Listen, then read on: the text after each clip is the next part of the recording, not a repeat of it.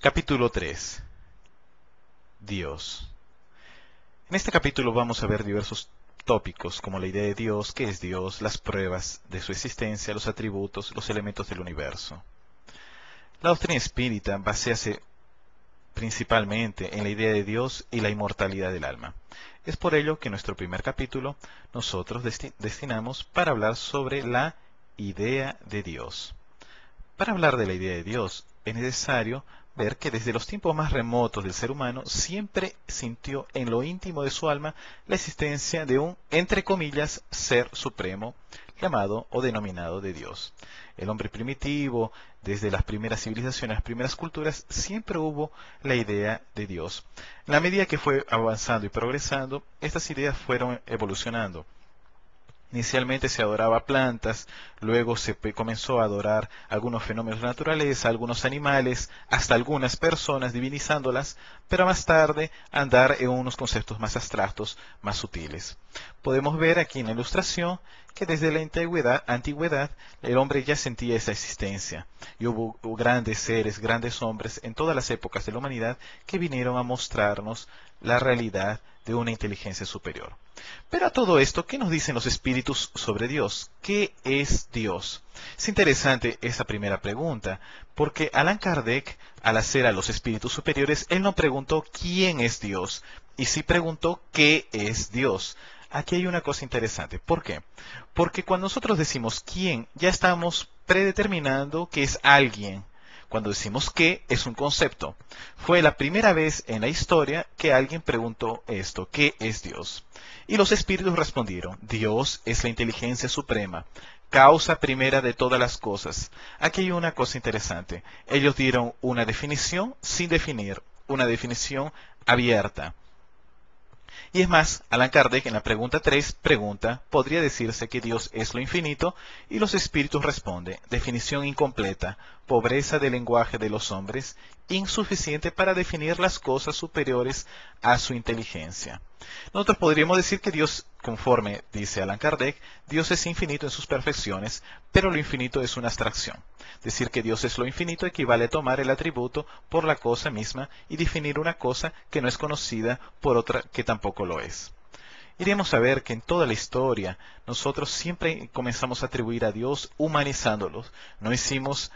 Dios no fue quien hizo al hombre a su imagen y semejanza, y sí el hombre que creó a Dios a su imagen y semejanza. No es este Dios que la doctrina espírita habla, de un viejito con barbas. No, la doctrina espírita habla de un Dios que estaría presente, causante e inteligente en todas las funciones del universo.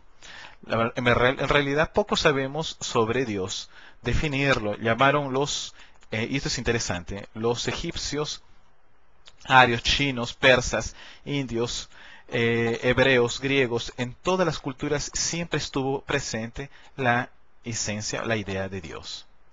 Pero Allan Kardec, en nuestro capítulo de Dios, entramos al punto sobre las pruebas de su existencia. ¿Cuáles serían las pruebas de la existencia de Dios? Y es interesante ello porque los espíritus responden a la pregunta 4, ¿dónde se encuentra la prueba de la existencia de Dios? En el axioma que aplicáis a vuestras ciencias. No hay efecto sin causa.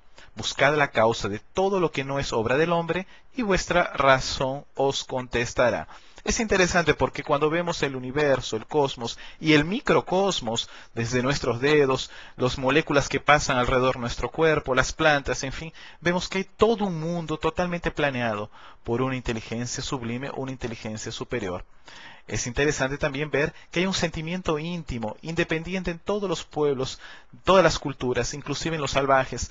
Todos tienen un sentimiento hacia Dios, e inclusive algunos animales sienten en su forma una presencia íntima, una presencia divina. La inferioridad de las facultades del hombre no le permiten comprender la naturaleza íntima de Dios. En la infancia de la humanidad le confunden a menudo consigo mismo, cuyas imperfecciones le atribuyen. Pero a medida que él se desarrolla, el sentido moral, su pensamiento penetra mejor el fondo de las cosas y se forma de ellas una idea más exacta y más conforme con la sana razón, aunque incompleta siempre. Vamos a ver más otros puntos sobre la cuestión, la idea de Dios. Allan Kardec hace otras preguntas a los espíritus. ¿Qué debe pensarse de la opinión que atribuye la formación primera a una combinación fortuita de la materia? Esto es el acaso. Los espíritus responden, otro absurdo, que ¿qué hombre de sano juicio podría considerar el acaso como un ser inteligente? Y además, ¿qué es el acaso? Es la nada. Y es verdad, vemos que hay una armonía fantástica entre los planetas, los sistemas, las galaxias, y cada día y día la ciencia comienza a descubrir nuevos y nuevos sistemas, nuevas y nuevas estrellas. Al final, ¿cuál sería el objetivo de todas ellas? ¿Qué estaría por detrás de todo eso? ¿Qué estaría formando ello? ¿Cuál sería su sentido? La pregunta 11. Allan Kardec le hace a los espíritus la siguiente. ¿Será dado al hombre algún día comprender el misterio de la divinidad? Y los espíritus responden, cuando su espíritu no esté ya ofuscado por la materia, cuando por medio de su perfección se haya aproximado a Dios, lo verá y lo comprenderá. ¡Ay, qué cosa interesante! Porque algún día lo veremos en el buen sentido de la palabra, no físicamente, pero sí lo comprenderemos. Y es más, Kardec pregunta a los espíritus, ya que no podemos comprender la naturaleza íntima de Dios, ¿podremos tener una idea de alguna de sus perfecciones? Los espíritus responden, de algunas sí, y el hombre las puede comprender mejor a medida que se sobrepone a la materia porque las entrevé con el pensamiento. Esta era la respuesta que queríamos. Y a la pregunta 10, ¿puede el hombre comprender la naturaleza íntima de Dios? No, no puede porque este es uno de los sentidos que aún le falta. Son uno de los sentidos que aún nosotros no tenemos. Pero Allan Kardec comienza a preguntar a los espíritus sobre los atributos que debería tener Dios. Esto es importante, no son los atributos de Dios, son los atributos que debemos suponer que ha de tener Dios. Y entre ellos son destacados los siguientes. Nos aproximamos aquí a nuestro mapa y colocamos los siguientes. Dios es eterno, porque si hubiese tenido un principio, hubiera salido de la nada. Es eterno, es inmutable, Él no cambia, sus leyes son constantes, ellas son permanentes. Es inmaterial, porque si fuera material sería susceptible a cambios. Es único, porque si no fuera único, habiendo varios dioses, unos entrarían en desequilibrio con otros, en conflictos con otros, y no habría una unidad. Es omnipotente, porque si es único, es el único soberano, no habría otra fuerza superior. Y soberanamente justo y bueno, o infinitamente justo y bueno. Estos son atributos, claro, humanos, pero cuando le colocamos la palabra soberanamente, le estamos dando en su máxima acepción de la palabra, porque estos son nuestros conceptos básicos. Hay justicia en todo lo que hay en el universo y bondad absoluta en todo ello. El panteísmo es una idea de que todas las cosas son Dios, pero ahí estamos atribuyendo a la consecuencia como causa. Es como decir que la pintura de un cuadro es el pintor. Y no podemos decir ello porque la consecuencia no puede ser realmente la causa. Vamos más a hablar sobre ahora los elementos del universo. Los elementos del universo, los espíritus nos definen así. Existirían tres principios universales, conforme esta lámina de nuestra ilustración.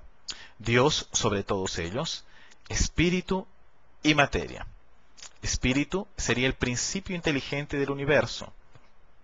Y materia es la variación del elemento llamado fluido universal. Sobre todo ellos coordinados por la inteligencia suprema, llamada también de Dios. Algunas preguntas de destaque que las colocamos aquí. En la pregunta 21, Allan Kardec le hace a los espíritus, ¿es eterna como Dios la materia o bien fue creado por Él en algún tiempo? Los espíritus responden, solo Dios lo sabe. Hay sin embargo una cosa que debe indicaros vuestra razón, y es que Dios, modelo de amor y caridad, nunca ha estado inactivo.